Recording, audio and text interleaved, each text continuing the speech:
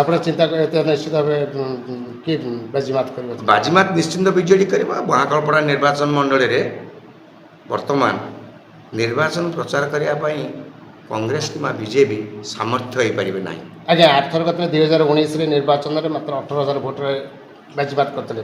ଏଥରକ କେତେ ଭୋଟ ବ୍ୟବଧାନରେ ଜିତିବେ ବୋଲି ଆପଣ? ଏଥର ନିଶ୍ଚିନ୍ତ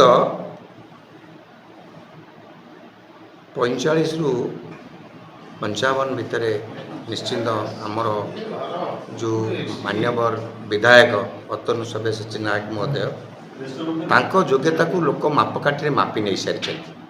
147 ନିର୍ବାଚନ ମଣ୍ଡଳୀରେ ଉପକୂଳ ରହୁଛି 12ଟା ଜିଲ୍ଲା। 12ଟା ଜିଲ୍ଲାରେ ବହୁତ ସ୍ଥାନ ଅଛି ଇସ୍ପାତ କାରଖାନା ହେବା ପାଇଁ। ତା ମହାକାଳପଡ଼ା ତାଙ୍କ ଯୋଗ୍ୟତା ପାଇଁ ମହାକାଳପଡ଼ାରେ ହେଇପାରିଛି।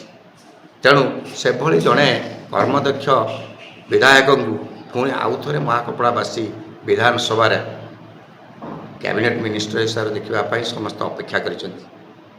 ଆଉ ମୁଁ ଆଉ ଥରେ ଦୋହରଉଛି, ଅପୋଜିସନ୍ ଦଳର କୌଣସି ପ୍ରାର୍ଥୀ ନିର୍ବାଚନ ପ୍ରଚାର କରିବା ପାଇଁ ସାହସ କରିପାରିବେ ନାହିଁ, ପାରୁନାହାନ୍ତି ନା ପାରିବେ ନାହିଁ।